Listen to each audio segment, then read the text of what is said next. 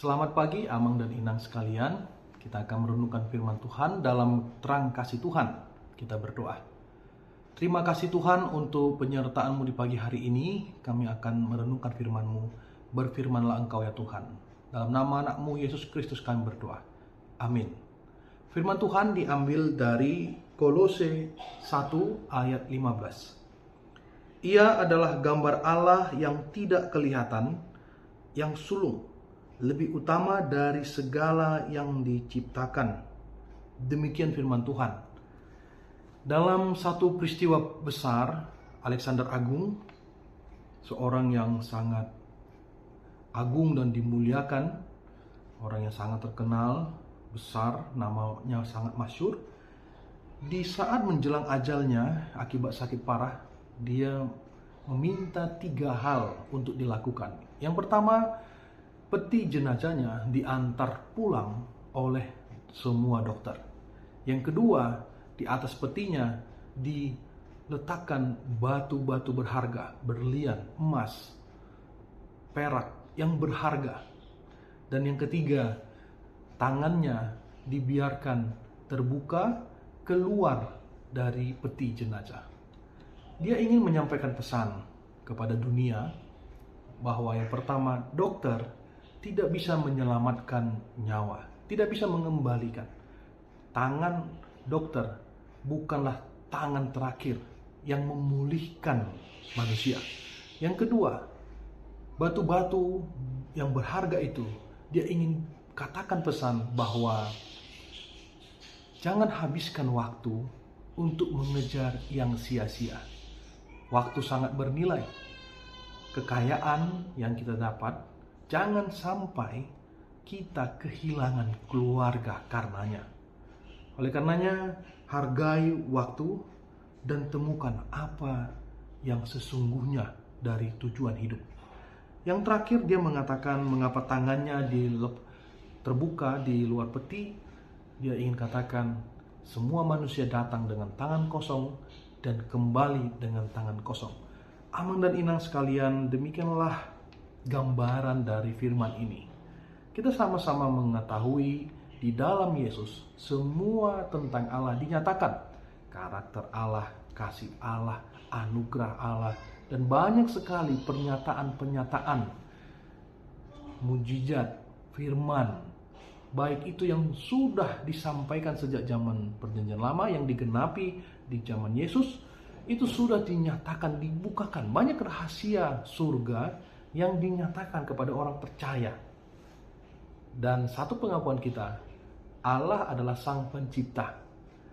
Oleh karenanya, marilah kita mengingat bahwa semua arah hidup kita harus tertuju kepada Allah.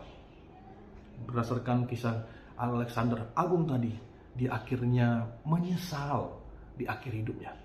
Dia tidak bisa membuat waktu yang dia miliki sangat berharga.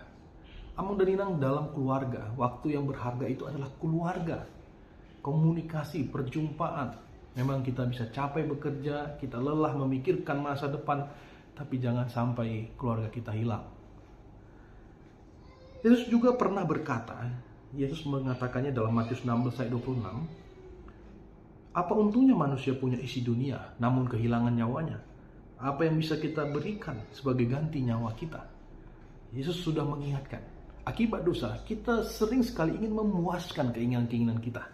Kita tidak bisa melihat bahwa sebenarnya yang kita cari hanyalah Tuhan. Hanyalah Tuhan tujuan hidup kita. Karena di dalam Dia, Matius 6 ayat 33, di dalam Dia segalanya dipenuhi, segala berkat, segala keinginan-keinginan. Karena kekayaan Allah itu adalah kekayaan yang kekal, yang melebihi segala yang ada di dunia ini. Pada saat Yesus dicobai, iblis mengatakan, menawarkan satu perjanjian. Kau sembah saya, kata iblis, maka semua dunia akan menjadi milikmu. Dan hal itu juga terjadi pada saat ini. Kiranya kita tidak terjerat dalam tipu muslihat dunia, tidak terjerat dalam keduniawian ini. Meskipun memang kita dalam hidup ini tentu harus mengikuti ritme Kita harus bekerja, kita harus melihat bahwa dunia ini tempat kita hidup. Betul. Tapi bukan itu tujuannya. Itu hanya sebagai wadah. Amang dan Inang, meskipun manusia punya segala skill dan keahlian untuk bertahan hidup dan menghasilkan kenyamanan hidup dan penghasilan, namun semuanya itu tidak bisa mendatangkan damai dan sejahtera di dalam hati. Damai yang sejati itu tidak bisa datang. Pengejaran dunia ini hanya membuat manusia kehilangan arah hidup, sulit mengendalikan diri, dan kehilangan kesempatan untuk menemukan arti hidup. Maka sebagai orang yang beriman,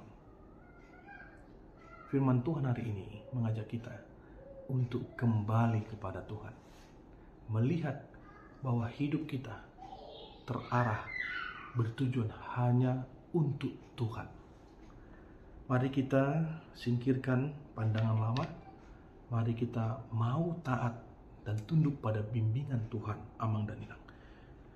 Itulah sikap kita, menyembah hanya kepada Tuhan saja. Uang memang penting. Uang bisa mengurangi kesedihan, tapi uang tidak bisa menghilangkan kesedihan.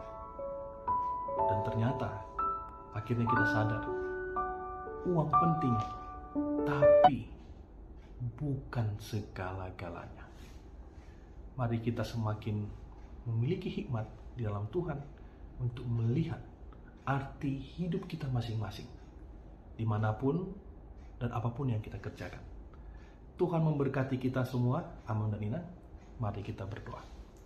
Terima kasih Tuhan untuk firman-Mu. Engkau mengajarkan kami untuk menyembah Engkau sungguh-sungguh di atas segala-galanya. Kami mau memperbaharui cara kami melihat dunia ini, melihat harta kekayaan, melihat berkat yang Kau berikan. Karena haruslah semua itu kami berikan, kami tujukan untuk kemuliaan nama Tuhan. Disinilah muncul kami bisa melihat damai sejahtera, sukacita yang sejati. Dan itulah sesungguhnya tujuan hidup kami. Terima kasih Tuhan. Berfirmanlah Engkau dan pimpinlah hidup kami. Dalam nama anak-Mu Yesus Kristus kami berdoa. Amin.